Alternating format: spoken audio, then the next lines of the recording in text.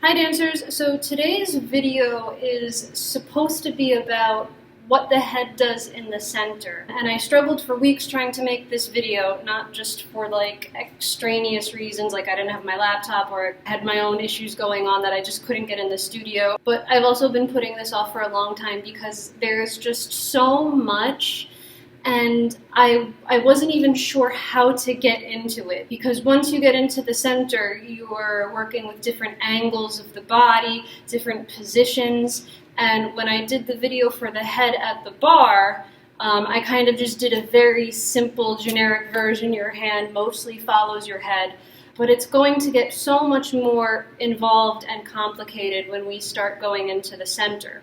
So this video is going to be more like a preparation for what your head does in the center. There are two main things that we have to go over and we have to learn to help guide us for head movement and upper body movement in the center. And those two things are the different épaulement positions and the 6 port-de-bras. So it's kind of like épaulement plus port-de-bras equals where your head's going in the center. So I want to start first with the different positions, the different body positions and angles in ballet class. Now, like I said, I give this caveat in almost every video. I'm trained in the Vaganova method, and the Vaganova method is based off of elements from both the French and the Italians. Originally had 8 different body positions, and I'm going to show them to you in a minute. But in my little handy-dandy Vaganova notebook, she kind of simplified it. She kind of combined some of the positions to make it a little easier to understand. She did that with the port-de-bras too. She made all the arm positions so much simpler. We just had preparation first, second, third. When in other ballet techniques they have a different number for when their arms are in different positions, but Vaganova just said, no, one arm is in third, one arm is in second. Meanwhile, this would be like third in a different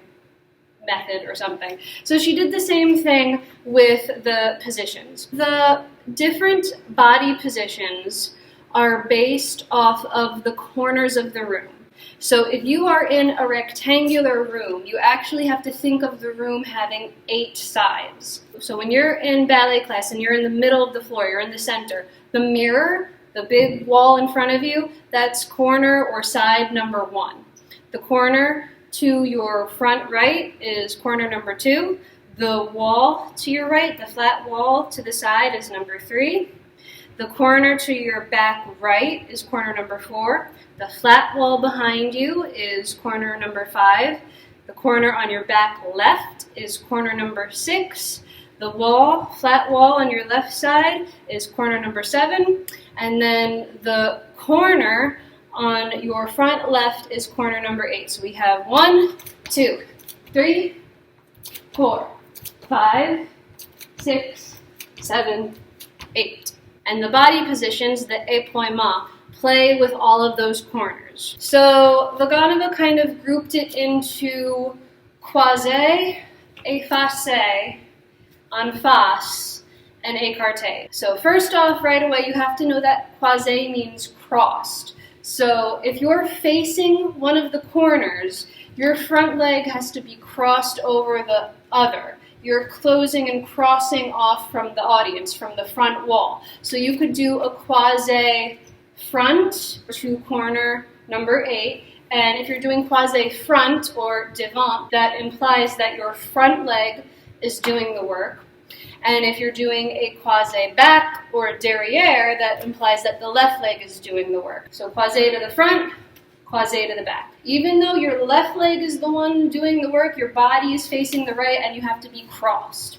So your basic croisé position involves something I would call opposition, opposite arm of leg. So whatever leg is out and longer and doing the work, the opposite arm is going to be up and longer and doing the work. So if your right leg is out to the front, your left arm is up in a third. And the head is generally out, facing away from the third position arm towards the leg that's out, and the head is tilted back ever so slightly.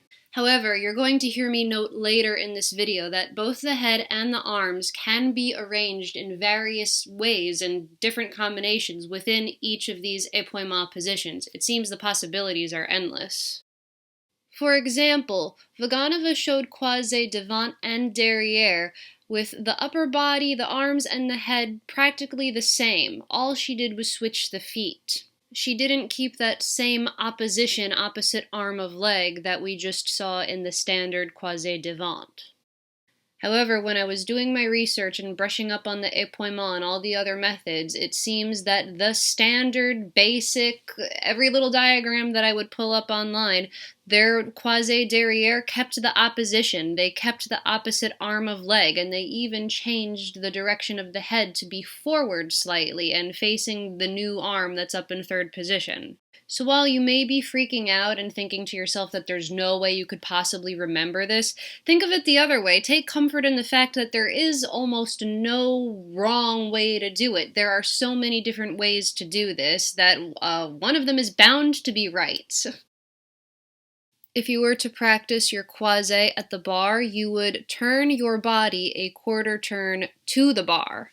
Effacé is like the fraternal twin of croisé. It looks the same, but it's kind of like the mirror image. There's one little switch. Instead of being crossed, you're open in effacé, so you're showing everything to the audience. You know, I always make this little joke. It's like, oh, you show the audience your crotch. You really like them. And I know that's kind of like a weird little perverted way to think of it, but a lot of ballet is either like crossed or open, and it just kind of helps you figure out what's what. So you have effacé to the front, meaning your front leg is doing the work. So if I'm doing an effacé to the left corner, corner number 8, I'm facing that way, and it's the leg farther away because I got to show everything nice and open. Effacé front or effacé devant, or you have effacé back. So I'm still open, it's just the back leg is going. Same thing to the right. I'm facing the right corner, which is corner number 2, effacé devant, effacé derrière. As for the head and the arms in effacé devant, it has that same opposition. Whichever leg is out and elongated, the opposite arm is up and elongated. This is a very long, open position. Your head is tilted slightly back to make your neck look very long. To me, this is a very royal position. And again, as mentioned before, there are variations to this position.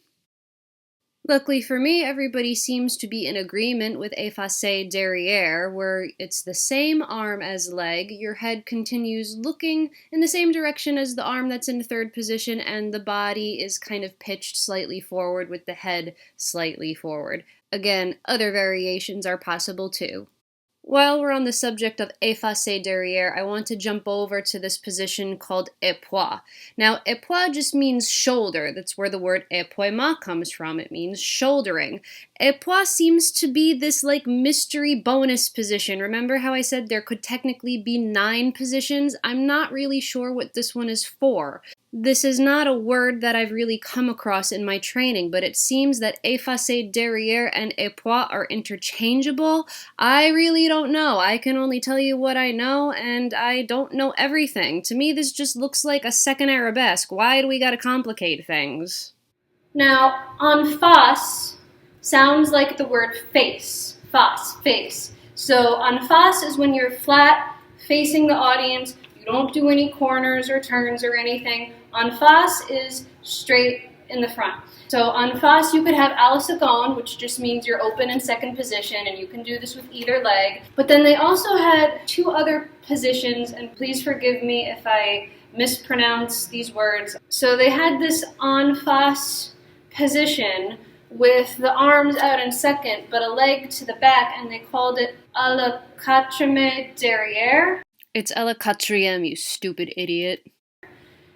And then they had a version like this, arms closed, leg in front, and they called it à la quatrième devant.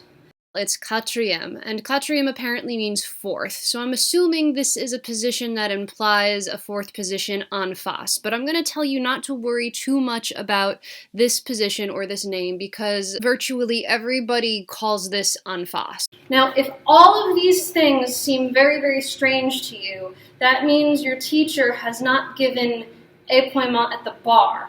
Because when you start doing your épaulement at the barre, that prepares you for all these angles in the center. For example, écarté to the back means that your leg is kind of behind you, farther away from the audience, and the arm farther away from the audience is up. Same arm as leg, and you're looking away from the arm and the leg. If you wanted to practice this at the barre, you would be a quarter turn away from the barre doing this same exact thing. Just flip it around for écarté forward, or écarté devant. Your head, your arm, and your leg are all in the direction of the front corner, closer to the audience. And if you wanted to practice this at the barre, you would turn your body a quarter turn forward.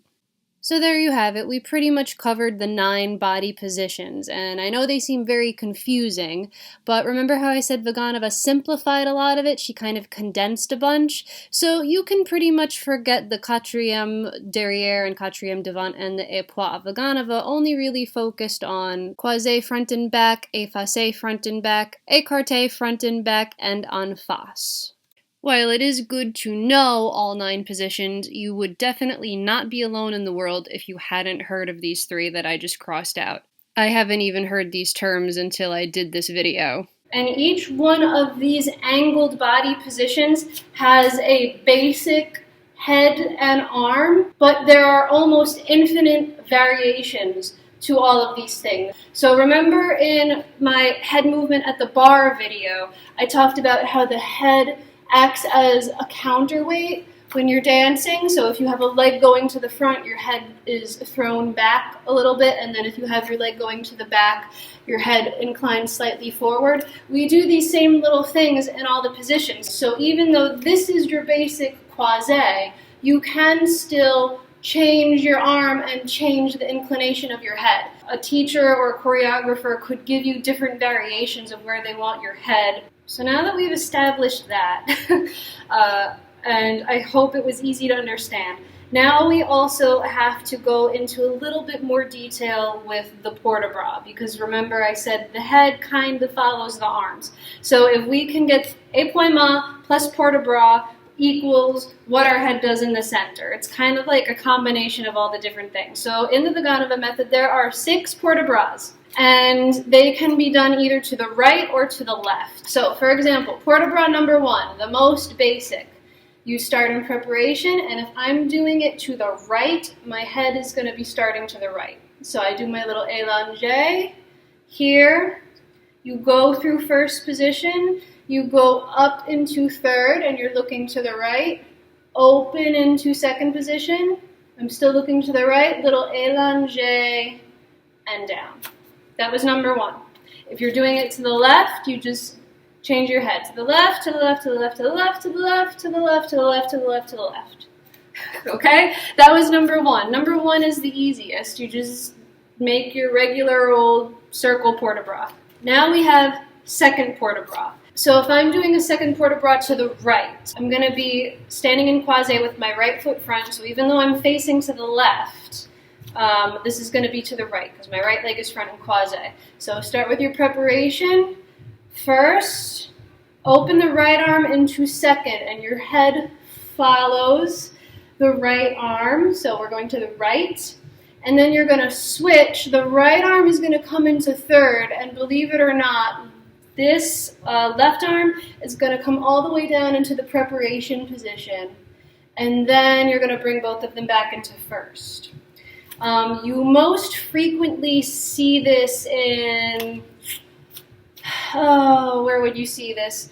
Like in an adagio. Most of these grand port-de-bras are typically seen in an adagio, but it helps you kind of understand the inclination of your head. So we have this open, thrown back feeling, and then we have this slightly forward, like sleepy kind of feeling. The same thing that we saw at the barre, where you use your head as a counterweight. It's the same thing, open and under, sort of, kind of. Now we have port-de-bras number 3, which is a little less confusing than number 2. It's kind of like the adult version of port-de-bras number 1. And if we're doing it to the right, you're going to be looking to the right. So you have your preparation here, open. This is the port-de-bras where you go forward. You go all the way down, and you bring your arms up, and then you do your port de bras back, but you keep your head to the side. This is kind of like when you're standing at the bar and you do your forward, port de bras, and then you go back. It's like that. It's just in the center. So you go down, up, and then bring it back. And if you're going to the right, your head mostly stays to the right. Now we have fourth port de bras, which is kind of my favorite because it goes through a fourth arabesque, and I really love fourth arabesque because that's the one where you get to kind of twist and pinch, and like it just looks really pretty. So I'm going to switch this one up and actually do it to the left. So my left foot is front and quasi. I'm facing the right corner of the room, but my left foot is front and quasi. So if I'm doing it to the left, my head is going to start to the left. Here's my preparation here. Open. It starts kind of like second port de bras, except our head is we're going to do a little trick. We're going to follow this arm that's up here in third. So whenever we go into a fourth arabesque, we like to follow this arm going behind us as long as we can. So even though we started to the left, we're going to follow, follow, follow, and then when we can't go anymore, we'll change to the front. And you want to keep the back shoulder lower than the front shoulder. And this is going to be a little uncomfortable if you're not used to it because you really do twist and pinch. And then you come back to first. Fifth port de bras is when we start kind of doing the big circles. And I'm doing this to the left right now, my left. We're going to open, and your arm opens in second, and your head looks to the direction you're doing it. So again, if I'm doing this to the left, my head's looking to the left. But right before we go down, we look up to this arm that's up here. Kind of like when we did fourth port de bras, but we're going to go down. This is kind of like a combination of all the previous port de bras. It's like every port de bras gets a little bit more involved. So here, look. And this is when you go down, you gather your arms when you're here at the bottom.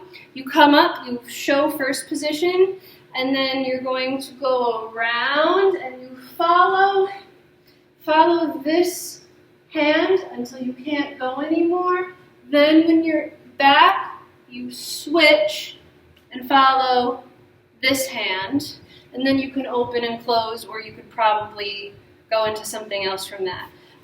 So one more time. Here, open, switch. It's very important you switch before you go. Down, show first, and then this is when you go all the way around. And then you can close or continue your combination. Sixth port de bras. We made it. Okay. Sixth port de bras is like fifth port de bras, but it's a little meaner because we have to add a lunge. And I'm going to do this one to the right. So to get into a sixth port de bras, you have to probably do a little extra preparation because you do have to start with a tendu back. And it's generally done with just a step. You could do a tendu. And again, before we go down, look to the arm. And this is the lunge, and everybody hates this. You have to go down, make your body flat. So don't stick your butt up or don't be too archy here. You really do want to be flat, kind of diagonal. So here, lunge, make yourself flat as low as possible. Then you push back. You really did transfer your weight to all this space. You show your first position. And then kind of the same as fifth port de bras. You go all the way around and change your head. And then you can finish however. So we did it. We did all of the body positions. We did all of the port de bras. And both these things help guide what your head does in the center. And I'm going to make another video showing basic combinations like a tendu combination, an adagio combination, a petit allegro combination, doing something across the floor. I will show all of this. But these are the two things that I want you to think about and learn how to do and get comfortable with them if you want to be comfortable in using your head in the Vaganova method, because again, not all teachers, not all methods do the same thing that I'm teaching you. So these are the things that I want you to think about. How your head follows your arm and what your upper body, head, and arms are doing in each of these positions. Because everything you do in ballet, everything that you do across the floor in the center is somehow going through these positions. So even when you just do a simple tombe pas de barre pirouette, you're going through a facet in your tombe. And then look, you wound up in croisé for your pirouette. I've done it with this arm going up. I've done it with this arm going up. I've done it with my arms in second position. And I almost want to tell you that the best way to learn it is to just start doing it. If in your ballet classes you noticed you haven't been really doing épaulement at the barre, maybe you can ask your teacher to start incorporating it. You want to learn it. When you're in the center, if you notice that you've just been doing everything facing the mirror, you don't turn your body, maybe it's time to nudge your teacher, hey, I'm interested in doing some combinations with more épaulement. I want to learn. So I hope this was kind of easy to understand. I hope it makes sense. Again, I'm going to make another video incorporating all these things into the center. Until then, see you next time.